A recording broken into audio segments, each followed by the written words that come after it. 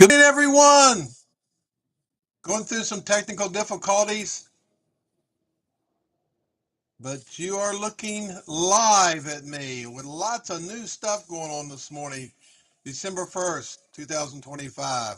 I am your host, Tim Koger. This is my first YouTube live, and I'm got lots of new stuff going on, so we'll see how that works out. Good morning. Um, I hope you're with me. Uh, I'm finally getting this thing going. A lot of changes going to YouTube. I found out that I needed to do something I didn't realize I needed to do at 7 a.m. That's the reason I'm a little bit late this morning. But I got lots of new stuff going on here, as you can see if you're looking at the screen, because I am using a new camera this morning. Um, I'll be glad to hear what you think of the uh, of the changes. See if you liked. I know you can probably see me a little better, which may be good news or may not be good news.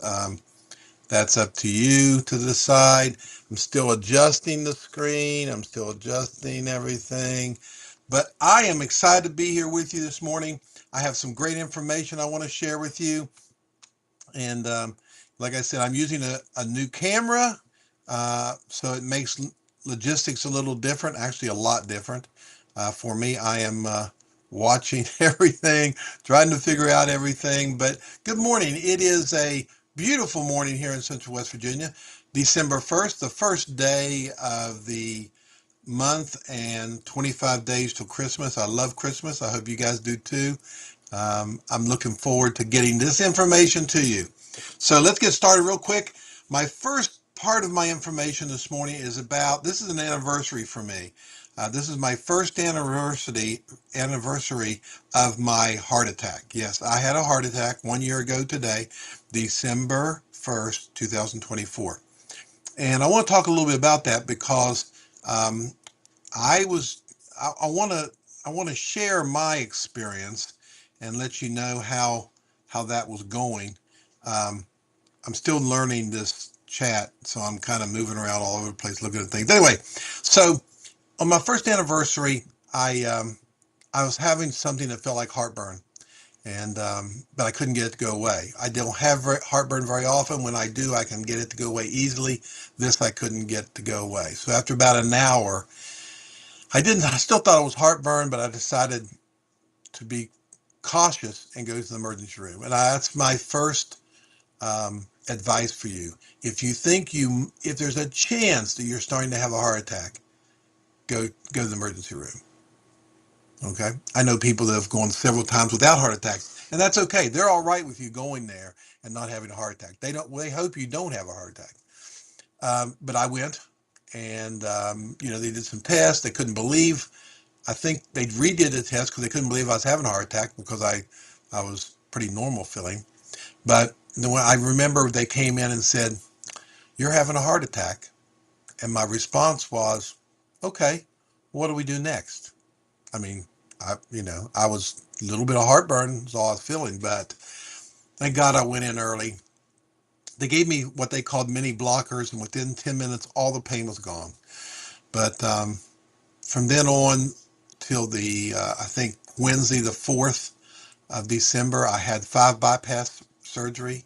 Why it took so long was because I was stable and they wanted to be sure they did everything right. They didn't know how many bypasses they were going to do when they started in. They thought about doing just 3. They decided to do 2 more.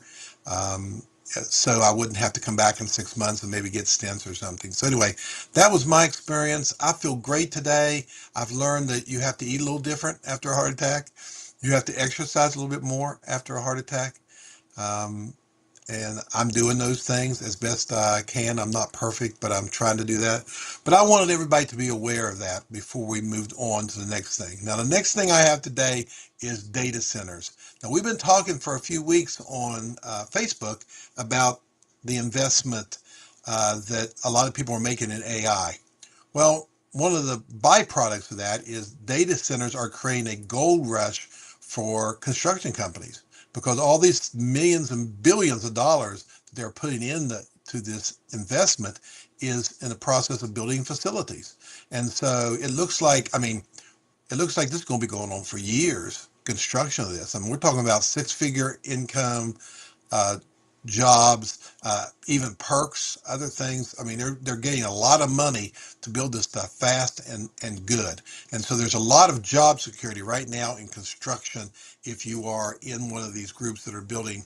I mean, we're talking about multiple companies spending billions and billions of investment dollars into these projects. And so, um, now the data centers themselves won't employ a lot of people, but the construction will go on for years, and those are good jobs. So my next story is, are you easily offended? A lot of us, I mean, all of us get offended at some point or here and there, even though people say they're not, but some people do. But some people do it easier than others. And they've learned that everybody that gets offended easily, it's just not healthy. And they probably already know that, and I don't have a lot to say about this, but I will say this. Learning not to get easily offended is really about emotional freedom. Because when you get offended, then you're giving someone else your emotions. You're letting someone else control your emotions. So not getting offended gives you emotional freedom.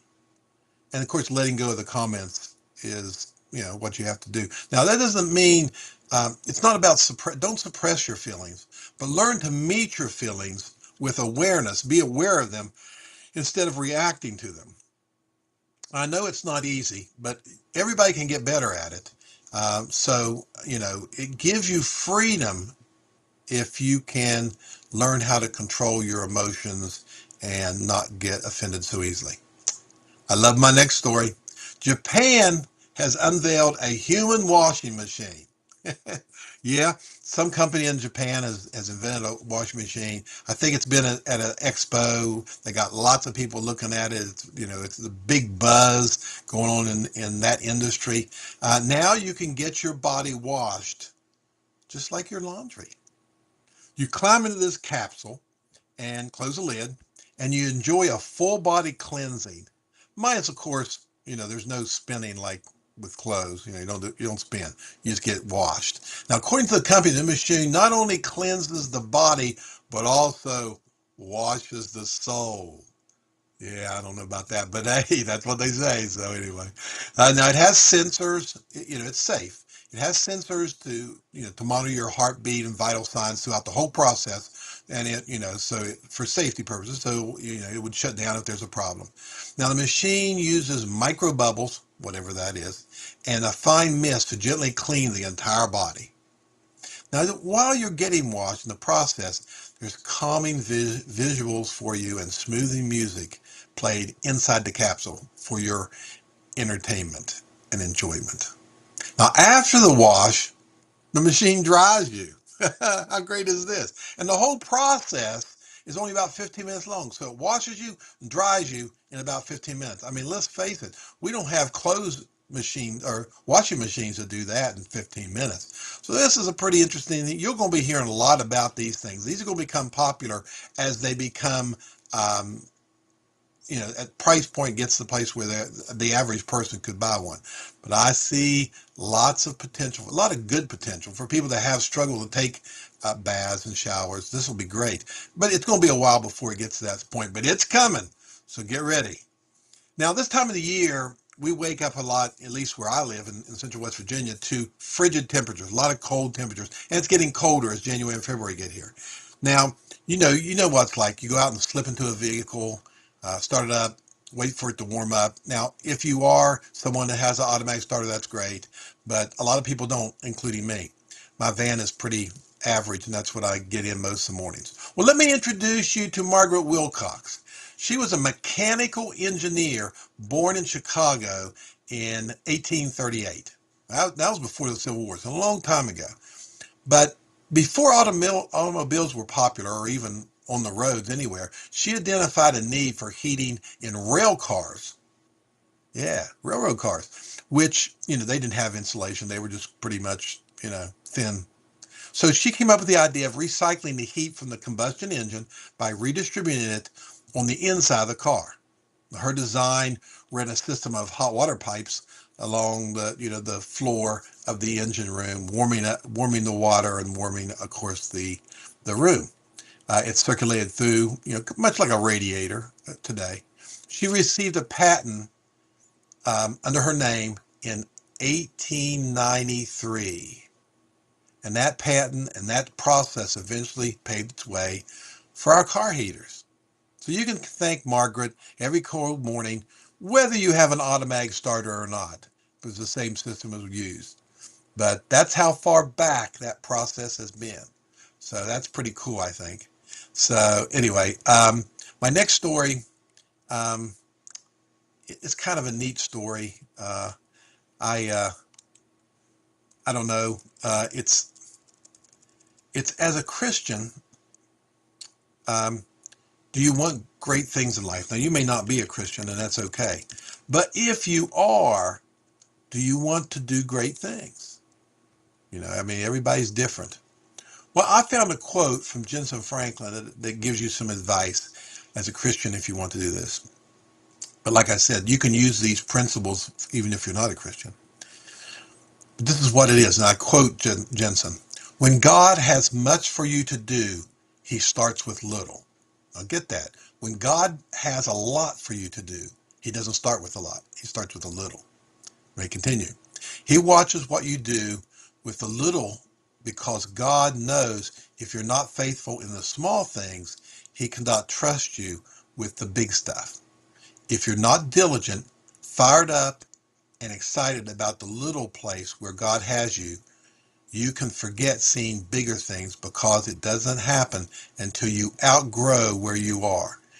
So that's unquote. So you can start out not being excited about that, but you're not going to move forward with God as far as big things until you get the concept that you have to be happy where you are and be excited about where you're at, and then he can move you on. And that works for accomplishments, for finances, for all types of things. They all work that way. So I have a quote from Tim, and this is my quote in this general area. Get excited about where you are, and soon you will find yourself somewhere else much more exciting. So if you get excited where you are, God will move you to somewhere that excites you. Well, I hope you had a great day today. You can find me on YouTube again Monday through Friday at 7:30 a.m. Working the kinks out. I hope everything is working. Please give me comments about the lighting. Do you like the new camera, or do you want me to go back to the old camera?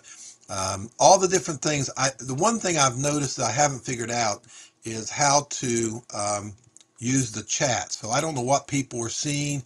I don't know who's on here. I hope I have some morning warriors.